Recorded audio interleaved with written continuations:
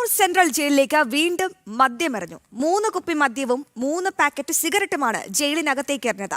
ആശുപത്രി ബ്ലോക്കിലെ ജയിലിന്റെ മതിലിന്റെ പിറകിൽ ജയിൽ ജീവനക്കാരാണ് ഇവ കണ്ടെത്തിയത്. സംഭവത്തിൽ ടൗൺ പോലീസ് കേസെടുത്തു. വിവരങ്ങളുമായി മിഥുൻ പിള്ള ചേരുന്നുണ്ട്.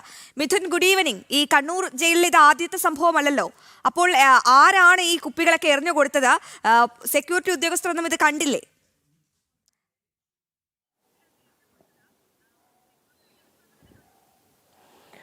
Good evening Aswathi. നമുക്കറിയാം, നേരത്തെ തന്നെ കണ്ണൂർ സെൻട്രൽ ജയിലിനുള്ളിലേക്ക് മദ്യവും അതുപോലെ തന്നെ കഞ്ചാവ് ബീഡികളും മൊബൈൽ ഫോണും എറിഞ്ഞു കൊടുക്കുന്ന വലിയൊരു സംഘത്തെ തന്നെ കണ്ണൂർ ടൗൺ പോലീസ് പിടികൂടിയിരുന്നു.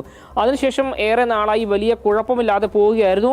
അതിനിടയിലാണ് ഇന്നലെ ഏതാണ്ട് വൈകുന്നേരം 3 മണിയോടുകൂടി ജയിൽ അധികൃതർ ഈ ഒരു മദ്യക്കുപ്പികൾ വീണ്ടും കണ്ടെത്തിയത്. ജയിലിന് സമീപത്ത് എന്തോ വന്ന് വീഴുന്ന ശബ്ദം കേട്ടിട്ടാണ് അവിടെയുള്ള ജീവനക്കാർ ആ പ്രദേശത്ത് വന്ന് നോക്കിയത്.